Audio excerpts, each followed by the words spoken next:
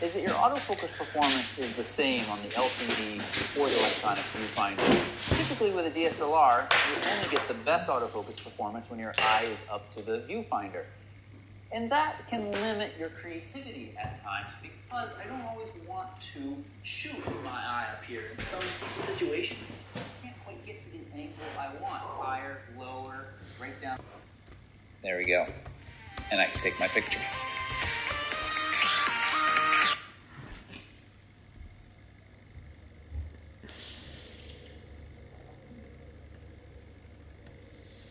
Natural lights in my house, just me opening windows. But I used my slider for the shots where I was sitting here and it was moving.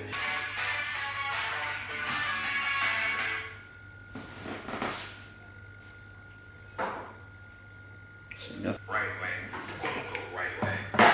Because that's just what we do. You completely turned off the eye. You don't even want to do it anymore. It's because you over-research it. Research is amazing. You definitely do want to research. You want to figure out some do's and don'ts. You want to figure out.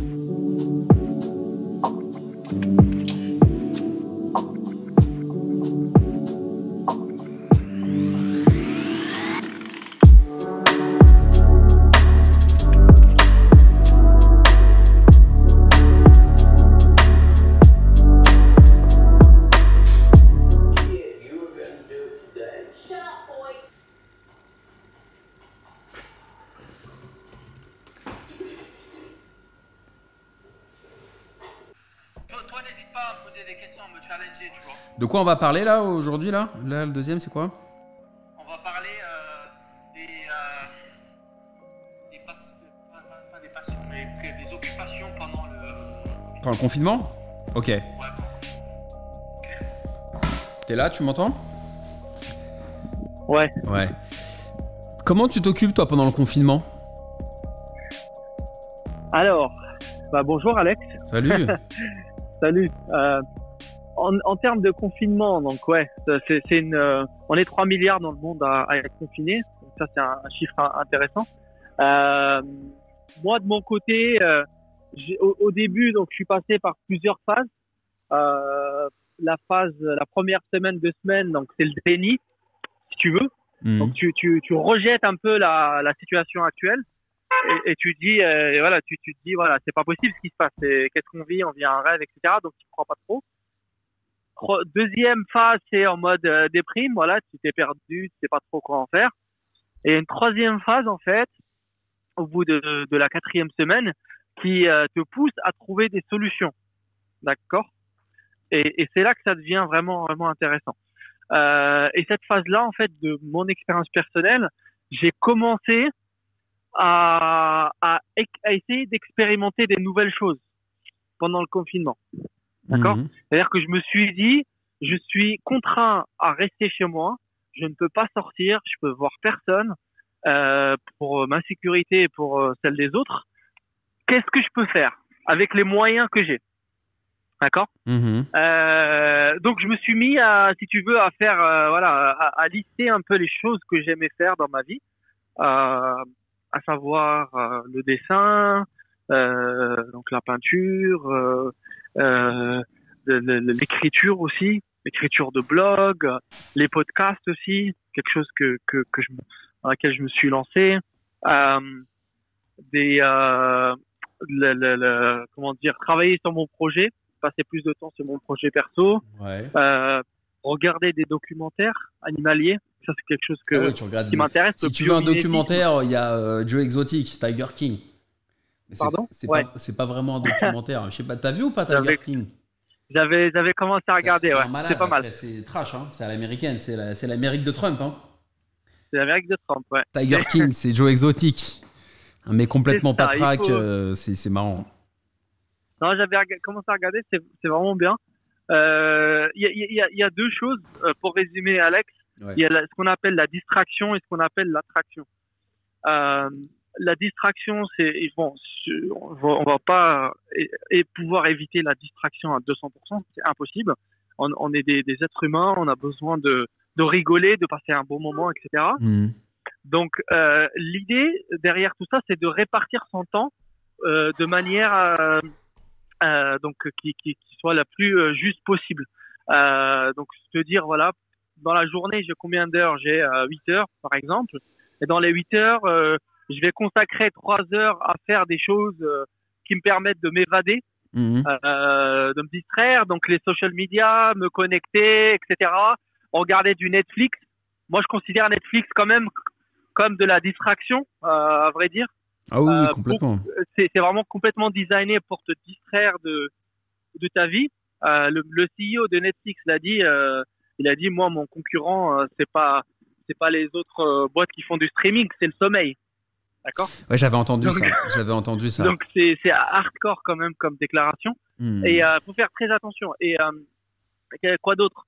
Donc voilà, tu passes 2-3 heures sur des activités qui te permettent de t'évader, de rigoler, juste passer du temps, voilà, avec sur des activités non productives, et passer une majorité de ton temps sur des activités productives. Qu'est-ce que j'entends par là? Par exemple, faire du dessin, ça te permet de déclencher un peu plus ton imagination, de te rendre créatif. Faire de la peinture, etc. Écrire des textes de rap, si tu aimes le rap, d'accord, de la poésie, etc. Donc il y a pas mal d'humoristes et de rappeurs qui rappent en ligne, il y a des challenges en ligne, donc ça c'est assez intéressant. Ça c'est pas de la distraction, mais alors du tout. Ça te permet vraiment d'imaginer, de travailler ton élocution, etc. Ta prose. Voilà, donc il y a des avantages qui sont pas directs, mais par rapport à ce que tu fais par exemple comme métier, mais qui peuvent t'aider par exemple dans une réunion. Si tu fais une réunion face à 30 personnes, bah, tu vas avoir beaucoup plus d'aisance et de facilité à délivrer ton message par exemple. Ah ouais, c'est clair. Parce que t'es pas sous pression quand tu fais ton rap, et tu développes des compétences qui te permettent d'assurer quand tu es sous pression dans un environnement de travail. Voilà. C'est un exemple très concret de comment un savoir est transférable d'un point A au point B. Qu'est-ce que je fais d'autre? Moi, de mon côté, je lis des bouquins. Moi, j'ai un problème, c'est que avant Covid, j'avais du mal à me concentrer dans la lecture parce que voilà, j'étais complètement hooked par des médias sociaux, etc. Ah, c'est fatigant. Donc, faut regarder ça. Faut regarder, les amis. Faut écouter les podcasts tous les jours. J'ai changé d'objectif. Donc, j'ai un objectif 16 mm 1.4, donc qui ouvre, qui laisse beaucoup de lumière. Et un petit filtre pour pouvoir régler la luminosité. Tu vois? Si je touche, ça fait... Vraiment, ça change la luminosité. En 4K, ça chauffe vénère. Hop, on va parler des voyages. L'importance de voyager, mon ami. L'importance de voyager. Qu'est-ce que ça t'a apporté, toi, les voyages? Alors, les voyages, c'est un sujet, c'est vrai que c'est assez large, mais on va essayer de condenser ça dans un petit format. Les voyages hors Covid, j'insiste vraiment. Ah ouais, on ne peut pas voyager là, en ce moment-là, ça va être compliqué. Alors, on est tous confinés, on ne peut pas voyager, ne voyagez pas. Dans sa tête, on peut voyager dans la tête avec la lecture, les amis. Ah. Voilà, donc on peut s'évader avec des documentaires, par exemple, vidéos intéressantes, un gars qui fait de la pêche, etc. Exactement, moi j'insiste aux gens, regardez au lieu de... Ouais, j'ai dit ça dans un épisode qui va sortir. Plutôt que de regarder de la fiction, les gars, sur Netflix ou sur Amazon Prime ou sur ce que vous voulez. C'est très bien la fiction, ça fait travailler l'imaginaire. Mais plutôt que de regarder la fiction, regardez des documentaires, les gars. Des documentaires, des autobiographies, tu vois, des trucs inspirés de faits réels, de personnes qui ont réussi des choses que vous voulez faire, plutôt que de regarder des Game of Thrones, des trucs qui partent dans tous les sens. Regardez des trucs ancrés dans le réel. Ah, si vous affrontez le réel, hein, si vous voulez le fuir, je peux comprendre. Hein, voilà. Toi, tu fuis le réel, Alex? Moi, j'ai toujours fait face au réel. Moi, je suis une auto-tamponneuse avec le réel. Tu vois, je suis dans l'auto-tamponneuse. Le réel, c'est le mec en face de moi. Moi, j'adore ça, tu vois.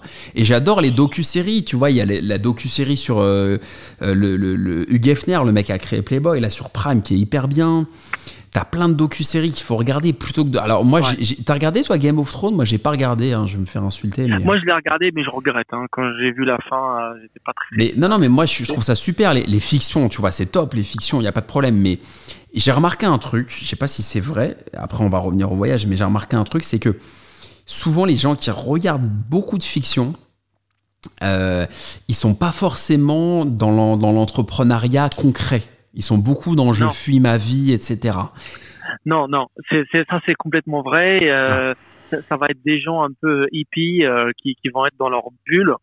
C'est peut-être une façon en fait de d'échapper à la réalité, si tu veux, de vivre dans un monde imaginaire, que ce soit à travers un livre ou une série. Hein. Et ça t'invente une vie qui est différente de la tienne. Pourquoi? Parce qu'on n'aime pas sa vie. Tout simplement. Voilà, c'est ça. C'est pas pour être insultant hein, pour les gens qui sont à fond dedans. Mais... Là, on parle logique, on parle concrètement. C'est quoi l'impact? Et on juge pas du tout. Chacun fait ce qu'il veut, mais on essaie juste d'apporter de la valeur. Les gens, c'est vrai qu'il y en a qui supportent pas leur vie et qui s'échappent. Il y en a qui font ça avec l'alcool, avec la fumette, etc. Chacun a sa façon de s'évader.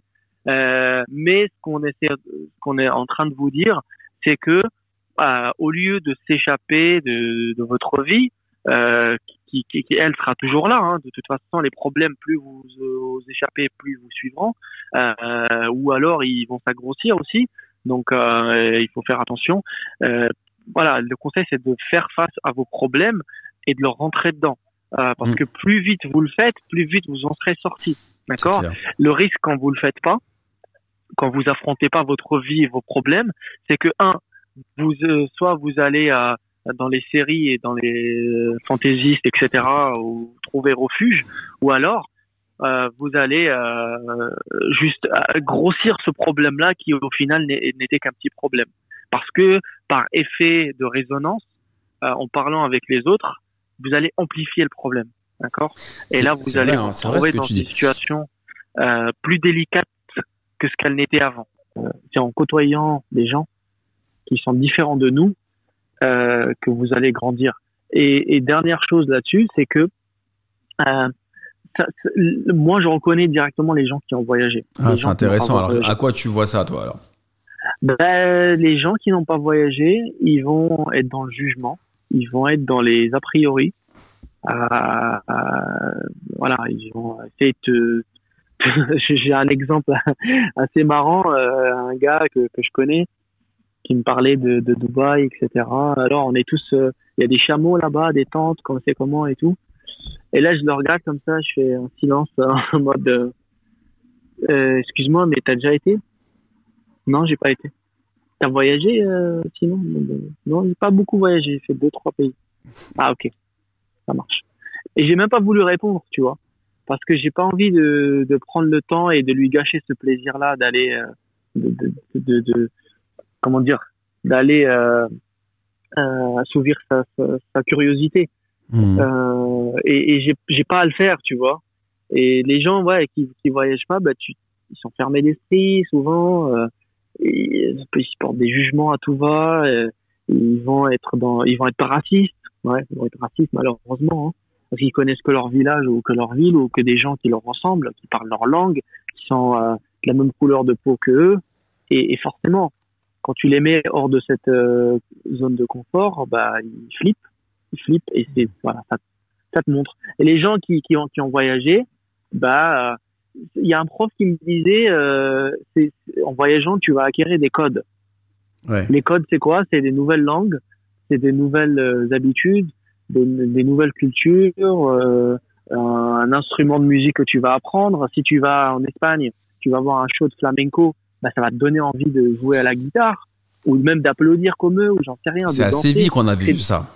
Ouais, c'est des codes en fait que tu vas acquérir, que tu vas dès que tu vas rencontrer quelqu'un d'autre qui a été au même endroit que toi, directement il y a un contact qui se crée. En fait, plus tu as de codes, plus tu vas être friendly, tu vois, amicable. Tu vas te faire des amis, plus facilement parce que tu connais plus de codes, plus de culture.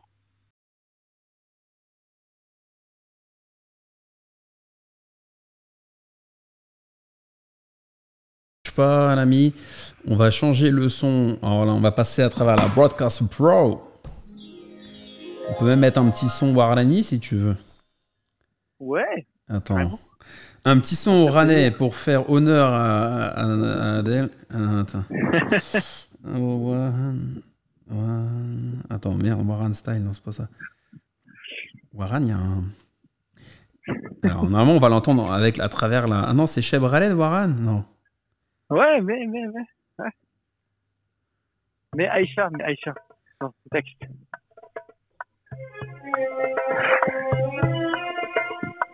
Bienvenue.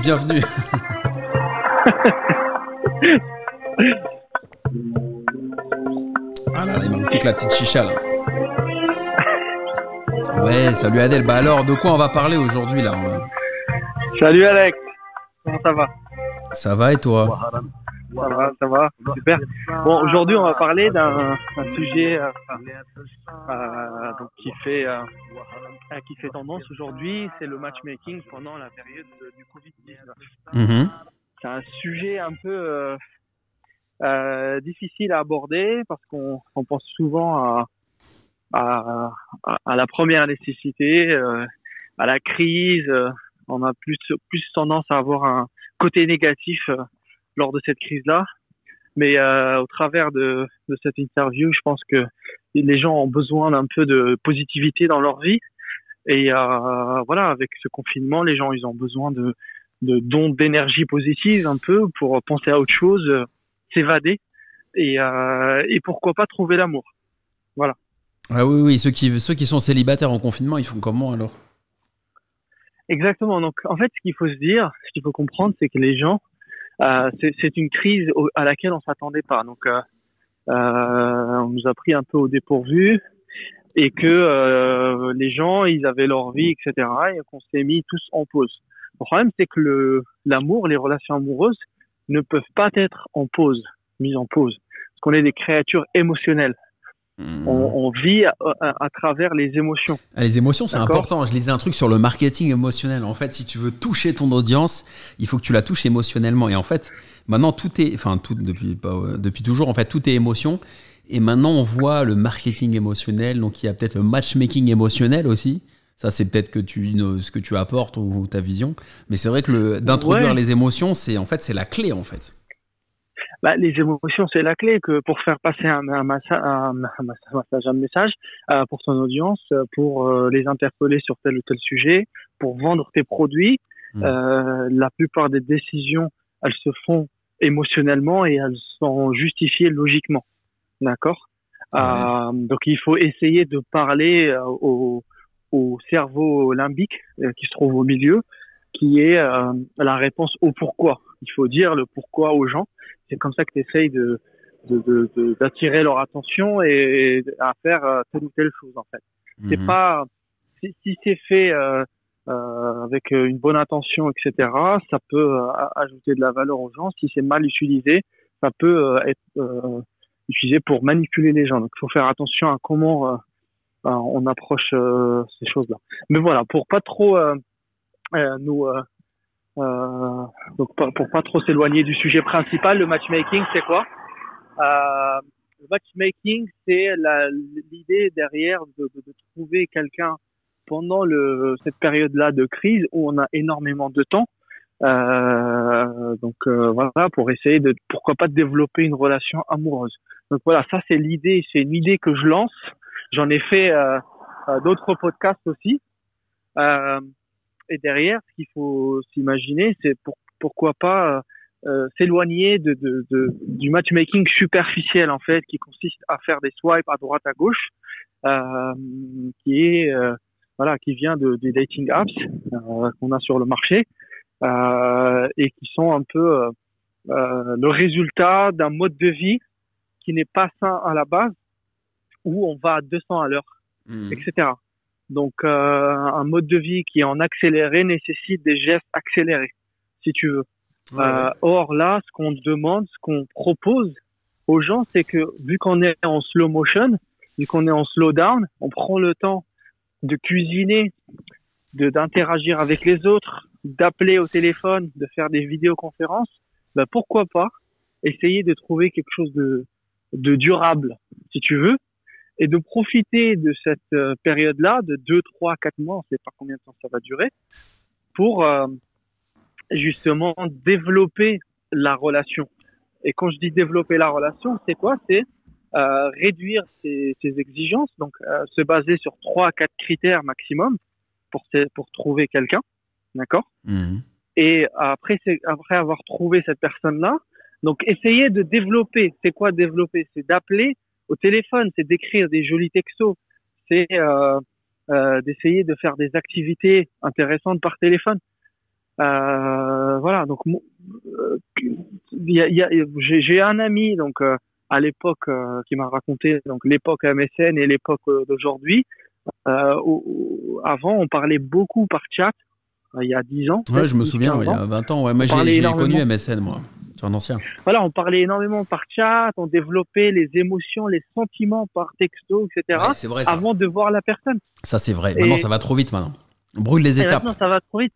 On brûle les étapes, on se met en 5e directement, on va voir la personne avant même de l'avoir connue au préalable ou avant d'avoir consulté son profil. T'imagines, on n'arrive même pas à lire les descriptions des profils tellement on veut aller vite. Donc voilà, morale de ce que je dis, c'est que au vu de la situation, vu qu'on est en slow motion, au ralenti, bah, profitons pour développer une vraie relation au ralenti avec une personne qu'on aime bien, qui répond à nos critères principaux et avec laquelle on peut faire des activités virtuelles, certes, mais qui peuvent tout autant créer des sentiments et de la proximité pour derrière envisager un date dans la vraie vie quand tout ça sera fini. Toi, voilà. tu penses alors qu'il faut ralentir en fait et tu veux revenir un peu en arrière, c'est-à-dire apprendre à connaître dans le virtuel dans un premier temps quelqu'un en prenant son temps. Mais tu penses pas qu'il faut passer... Les gens veulent passer aussi rapidement au réel et tu penses pas qu'il faut passer directement au réel? Tu penses qu'il faut d'abord travailler l'imaginaire à distance, c'est ça en fait? Bah, si tu veux, si on fait un retour en arrière, donc il y a 2 mois, comment on vivait, je te prends la vie moyenne d'un gars de Londres. Un gars de Londres, il va, s'il est commercial, s'il est manager, etc., sa vie entière, c'est que des rendez-vous. Que ce soit des rendez-vous avec ses amis, avec ses clients, avec son boss ou autre, d'accord? Et son emploi du temps, il est même, je peux parler de moi-même, hein, son emploi du temps, donc il est réglé, il est planifié 1 semaine à 2 semaines à l'avance. Parfois, il y a des gens qui planifient à 3 semaines. Voilà, pour te dire. Et donc, une personne qui est hyper busy, hyper occupée, elle va faire la même chose pour sa dating life. Elle va planifier sa dating life. Et ça va devenir un peu de la consommation à tout va. Je vois une personne, elle me plaît pas, je me fais chier assez rapidement et je retente avec une nouvelle personne. Mais le dating, en fait, ça te fait répéter ce cycle-là, d'en vouloir toujours plus et de ne jamais se satisfaire. D'accord? Or là, on vit dans une situation où il faut ralentir. Donc, au lieu de parler à tout le monde et de s'éparpiller, pourquoi ne pas se concentrer sur une seule personne qui répond à nos critères principaux, hein, et derrière développer une vraie conversation, vraiment lui demander comment elle va, etc., comment elle passe sa journée, qu'est-ce qu'elle aime faire pendant cette période-là. Donc c'est là que les gens se révèlent, hein. Est-ce qu'ils ont des passions ou pas? C'est quoi le mental derrière, tu vois? Est-ce qu'ils regardent Netflix toute la journée ou est-ce qu'ils se mettent à faire du dessin? Est-ce qu'ils font de la poésie? Est-ce que ils font quelque chose d'artistique, tu vois? Ils jouent de la guitare, d'accord? Et essayer de comprendre ces facettes-là de la personne, bah ça te donne des signaux intéressants par rapport à elle. Est-ce qu'elle est une personne c'est une personne qui se laisse aller, qui abandonne rapidement? Est-ce que c'est une personne qui se bat, qui va au bout, mon gars, comme nous, on va au bout. Voilà, si toi t'es entrepreneur, Alex, tu veux quelqu'un qui soit à peu près comme toi, tu veux pas te traîner un boulet. Donc voilà, c'est juste pour donner un peu un exemple concret de comment faire connaissance avec la personne. Ok. Intéressant. Bah, à réfléchir sur ce sujet. J'invite les gens à réfléchir sur ça. Voilà, dans le dating, est-ce qu'ils sont plus sur la rencontre rapide ou est-ce que ça les intéresserait d'avoir une solution, d'avoir une application qui leur permet d'avoir ça? Donc voilà, j'ai envie que les gens réagissent là-dessus. On va les laisser un peu dans le suspense. Mais en tout cas, réagissez là-dessus. À nous dire si vous voulez revenir un peu en arrière, comme à l'époque d'MSN il y a 15 ans, sur un peu slow down, tu vois, il y a le slow, tout est slow maintenant, slow food, tout, on veut revenir à... On est allé trop vite, il y a trop d'AVC là, on est allé trop vite, faut slow down les gars. Ok, voilà, prenez soin de vous et puis on se reparle très vite. Allez. Voilà, merci. Tchuss. Merci, ouais, super.